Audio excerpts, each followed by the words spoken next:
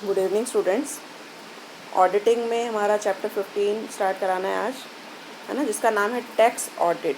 अब नाम से पता चल रहा है टैक्स ऑडिट मतलब ऑडिट ऑफ टैक्स, कि जो टैक्स कंपनी ने पे किया है या आपने पे किया है उसको चेक करना कि आपने कैलकुलेशन सही की है या नहीं की, है ना। तो it depends upon the auditor कि वो चेक करेगा आपकी कैलकुलेशन, आपके डॉक्यूमेंट्स चेक करेगा कि आपने कुछ छुपाया तो नहीं है, कुछ हाइड तो नहीं किया।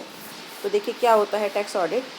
इनकम टैक्स एक्ट 1961 के अकॉर्डिंग ये क्या स्पेसिफाई करता है, specifically provides that all companies, सारी कंपनीज चाहे वो ट्रेडिंग हो या नॉन ट्रेडिंग हो, मे बी ट्रेडिंग और नॉन ट्रेडिंग या पब्लिक चैरिटेबल ट्रस्ट हो, are liable to audit their accounts, उनको ऑडिट कराना पड़ता है। अब ये जो प्रोविज़न है, provision of act under section, ये सेक्शन दिए हुए हैं 12A 35D। ये सेक्शन क्या बताते हैं, determines correct taxable and same be audited by competent auditor, कि आपने जो भी कैलकुलेट किया है आप उसको एक कॉम्पिटेंट ऑडिटर के द्वारा आप उसको चेक कराएंगे। अब ये ऑडिट कौन कर सकता है, who can conduct tax audit, कौन कर सकता है। तो section 44AB income tax act का क्या बताता है कि कोई भी जो अकाउंट्स हैं जो आपने बनाए हैं can be audited by the competent accountant, कि कॉम्पिटेंट अकाउंटेंट होना चाहिए who is according to chartered accountant act 1944। जो चार्टर्ड अकाउंटेंट एक्ट 1944 ये बताता है कि ये कॉम्पिटेंट अकाउंटेंट है जिसको अकाउंट्स की पूरी नॉलेज है ना। उसी से ही आप अपने जो अकाउंट्स हैं उसका ऑडिट करा सकते हैं, टैक्स ऑडिट करा सकते हैं under section 288(2) and company act 2013। अब सेक्शन 141 क्या बताता है, defines that the person who can audit tax. तो ये जो कॉम्पिटेंट अकाउंटेंट है यही जो है वो अकाउंट्स को ऑडिट कर सकता है। अब बता रहा है कि for the tax audit it's not mandatory, it's not necessary that he should be a practising chartered accountant. ये जरूरी नहीं कि वो चार्टर्ड अकाउंटेंट हो, लेकिन वो क्या होना चाहिए, कॉम्पिटेंट अकाउंटेंट होना चाहिए, है ना। तो जो नॉन प्रैक्टिसिंग चार्टर्ड अकाउंटेंट है वो भी मतलब नॉन प्रैक्टिसिंग जो पर्सन है वो भी एक कॉम्पिटेंट अकाउंटेंट हो सकता है। तो इट्स नॉट नेसेसरी कि वो चार्टर्ड अकाउंटेंट हो, कि कोई भी अकाउंटेंट जो कि जिसको कॉम्पिटेंट मानती है इनकम टैक्स अथॉरिटी या इनकम टैक्स एक्ट में के अकॉर्डिंग, अगर वो कॉम्पिटेंट है तो वो भी ऑडिट कर सकता है। उसके बाद देखिए limit of tax audit assignment, इसकी क्या लिमिट है, कितनी कंपनीज का ऑडिट वो पर्सन कर सकता है। तो chartered accountant firm shall not accept audit of more than 45 companies, 45 company से ज़्यादा का ऑडिट वो नहीं कर सकती। But the provision of company act 2013 section 139 भी टेकन केयर, 139 अपॉइंटमेंट से रिलेटेड है, अपॉइंटमेंट ऑफ ऑडिटर, उसका ध्यान रखना है कि किस तरह से अपॉइंटमेंट की जानी है। And according to the decision of ICAI institute of chartered accountant of India council, income tax की कुछ सेक्शन है 44AD 44AF, ये जो पर्सन है doing business as per above section are excluded from the above limit, इनको इस limit से बाहर कर दिया गया है। तो ये कुछ सेक्शन दिए हुए हैं 44AD AE और AF, ये जो पर्सन है इनके ऊपर ये लिमिट इम्प्लीमेंट नहीं होती। बाकी सब के लिए लिमिट कितनी है, 45 कंपनीज़ की, कि मैक्सिमम वो 45 कंपनीज़ का ही ऑडिट कर सकती हैं। उसके बाद देखिए what are the objective of tax audit. Tax audit का क्या ऑब्जेक्टिव है, ऑब्वियसली करेक्ट इनकम निकालना कंपनीज़ की, है ना। तो चेकिंग करना, उनके अकाउंट्स की स्टडी करना जो रिवील करती हैं that correct income is calculated and calculation of tax is correct, कि जो उन्होंने टैक्स की कैलकुलेशन की है वो बिल्कुल सही की है, जितनी भी रिबेट्स ली हैं, जितनी भी कंसेशन उन्होंने ली हैं टैक्स को कैलकुलेट करने में वो भी बिल्कुल करेक्ट है। तो पहला ऑब्जेक्टिव तो यही है। सेकेंड है करेक्ट रिपोर्टिंग, कि रिपोर्ट सही किया है।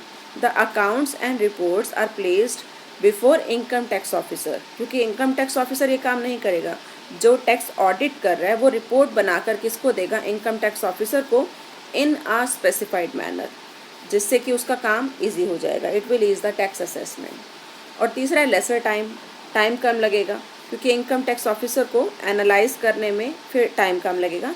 तो income tax officer will not devote much time on the verification of general purchase and sale, वो सारी एक्टिविटीज़ को देखने में उसको टाइम कम लगेगा। तो सेविंग टाइम इसका मेन पर्पस है। तो इस तरह से जो टाइम बचेगा उसको वो अदर इन्वेस्टिगेशन के काम में लगा सकता है। आप देखिए जो टैक्स ऑडिटर है उसकी अपॉइंटमेंट कौन करता है, तो it's not necessary to appoint tax auditor in AGM, annual general meeting में इसको अपॉइंट करना जरूरी नहीं है, जैसे हम जनरली फाइनेंशियल ऑडिटर को करते हैं, है ना। इसको बोर्ड ऑफ डायरेक्टर या मैनेजिंग डायरेक्टर भी अपॉइंट कर सकता है कंपनी के अंदर। तो इस अगर SSC एसएससी होता है करदाता, जो टैक्स पे करता है, अगर वो फील करता है कि एक से ज़्यादा ऑडिटर भी अपॉइंट करना चाहे तो वो कर सकता है ताकि काम जल्दी हो जाए। तो more than one tax officer can be appointed. ऐसे सिचुएशन में फिर ऑडिट रिपोर्ट पे सभी साइन करेंगे, है ना, by the all auditor and will be responsible, और वो सारे जॉइंटली उस काम के लिए रिस्पॉन्सिबल होंगे ना। जैसे काम ज़्यादा है तो वो जल्दी करवाना चाहते हैं तो फिर एक से ज़्यादा ऑडिटर भी रख सकते हैं, ठीक है। उसके बाद देखिए नेक्स्ट हमारा आता है कि ऑडिट रिपोर्ट एंड सिग्नेचर, कि ऑब्वियसली जो टैक्स ऑडिटर है वो ऑडिट करेगा और ऑडिट करने के बाद वो रिपोर्ट प्रेजेंट करेगा, है ना। रिपोर्ट किसको देगा? बोर्ड ऑफ डायरेक्टर्स को तो वो देगा ही जिसने उसको अपॉइंट किया है, साथ में जो टैक्स अथॉरिटी है, इनकम टैक्स ऑफिसर है, उसको भी वो रिपोर्ट प्रेजेंट करेगा। इसके लिए देखो ये फॉर्म दिए हुए हैं, ये सेक्शन 44A-B क्या बताता है, फॉर्म 3C-A है, फॉर्म 3C-B है और 3C-D है। इसमें से वो देख लेगा उसके ऊपर कौन सा इम्प्लीमेंट होता है। जो फॉर्म इम्प्लीमेंट होगा वो फॉर्म फिल करके अपनी रिपोर्ट मेंशन करेगा। अब देखिए रिपोर्ट में क्या क्या आएगा। सबसे पहले रिपोर्ट में जो फर्स्ट पार्ट है रिपोर्ट का, वो क्या रिवील करेगा कि to the best of my knowledge, ये मे नॉलेज नहीं है, माई नॉलेज है, to the best of my knowledge and believe the accounts provides desired information as per act of profit and loss account and balance sheet. मतलब P&L account और balance sheet में जो जो information दी है वो उसके according बिल्कुल सही है, ठीक है। सेकेंड पार्ट क्या बताएगा रिपोर्ट का? विद द एनेक्स्चर, है ना, एनेक्स्चर्स डील करेगा। विच गिव्स, एनेक्स्चर मतलब अदर डॉक्यूमेंट्स जो उसके साथ अटैच किए गए हैं, which gives all relevant and needed informations and will give his opinion that all informations are correct or not given in the annexure। मतलब जो ये बताएगा कि annexure में जो इन्फॉर्मेशन दी गई हैं वो करेक्ट हैं या नहीं है, मतलब जो इन्फॉर्मेशन दी हैं वो कैसी हैं, जो डॉक्यूमेंट्स लगाए हैं वो कैसे हैं, उसके बारे में बताएगा। थर्ड रिपोर्ट में वो साइन करेगा, मतलब थर्ड पार्ट में वो साइन करेगा। The report will be signed in the name of the auditor, अपना नाम लिखेगा और उसके ऊपर साइन करेगा। When any firm is appointed, अगर ऑडिटर की जगह किसी फर्म को अपॉइंट किया गया है तो in that case report will be signed by the auditor himself in his name, अपना नेम और एड्रेस वहाँ पर लिखकर वो साइन करेगा। And will also give the membership, कि वो जो है वो इंस्टीट्यूट ऑफ चार्टर्ड अकाउंटेंट में जो उसको मेंबरशिप नंबर मिला हुआ है वो नंबर भी वहाँ पर वो मेंशन करेगा। तो ये जो रिपोर्ट है उस पर प्लेस और डेट भी मेंशन होनी चाहिए। तो ये रिपोर्ट के कुछ पार्ट हैं, बेसिकली ये 2 पार्ट है, first part and second part, उसके बाद सिग्नेचर है, ठीक है। तो इस तरह से वो अपनी रिपोर्ट मेंशन करेगा। आप देखिए कि जनरल मैटर्स जो ध्यान में रखे जाते हैं वाइल कंडक्टिंग टैक्स ऑडिट वो कौन कौन से हैं। सबसे पहला, जब भी वो काम शुरू करेगा, before starting his work the tax auditor should know the nature of the business, work of the business and working procedure of his SSC. SSC है करदाता, जो मतलब मेन कस्टमर है ना। तो जो एसएससी है उसका नेचर ऑफ द, उसके बिज़नेस का नेचर ऑफ द वर्क कैसा है, उसका प्रोसीजर क्या है, काम करने का तरीका क्या है, वर्किंग प्रोसीजर क्या है, उस चीज़ को वो चेक करेगा।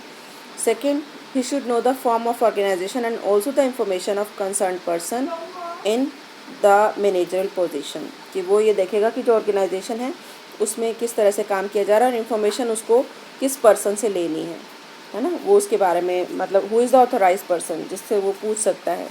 फिर वो असेसमेंट ईयर को देखेगा कि कौन से असेसमेंट ईयर को चेक करना है, कौन से फाइनेंशियल ईयर को चेक करना है ना। He should see the assessment year and accounting financial year, जिसको किसको चेक करना है, जैसे 2018-19 को चेक करना है या 19-20 को चेक करना है। उसके बाद नेचर ऑफ द वर्क, कि किस तरह का काम है और कौन कौन सी इन्फॉर्मेशन उसको चाहिए ऑर्गेनाइजेशन से, तो उसकी वो स्टडी करेगा। जैसे इन केस ऑफ कंपनी में मेमोरेंडम और आर्टिकल होते हैं जिसके अंदर रूल्स एंड रेगुलेशंस होते हैं, है ना। और पार्टनरशिप फॉर्म में क्या होता है, पार्टनरशिप डीड, तो वो उसको स्टडी करेगा और ये देखेगा कि क्या क्या मतलब यहाँ पर रूल्स एंड रेगुलेशन है, किसके अकॉर्डिंग अकाउंट्स बनने चाहिए। उसके बाद वो बुक कीपिंग और अकाउंटेंसी को देखेगा कि डबल एंट्री सिस्टम फॉलो किया जा रहा है, कैसे अकाउंट्स मेंटेन किए जा रहे हैं। नेक्स्ट है tax auditor should receive all the letters and documents, उसको ही राइट है कि जो चीज़ उसको चाहिए वो उसकी डिमांड करेगा, है ना। जो भी डॉक्यूमेंट्स है वो उनको कलेक्ट करेगा टैक्स रूल्स ऑफ टैक्स के अकॉर्डिंग। उसके बाद इंटरनल चेक सिस्टम को वो चेक करेगा कि वो इफेक्टिव है या नहीं, कि इंटरनल चेक है भी या नहीं, अगर है तो वो किस तरीके का है। And he should have complete knowledge of government laws and regulation, कि कौन कौन से लॉ यहाँ पर इम्प्लीमेंट होने चाहिए और क्या क्या इम्प्लीमेंट हो रहे हैं। इन चीज़ों को चेक करेगा और चेक करने के बाद फिर वो अपना काम स्टार्ट करेगा।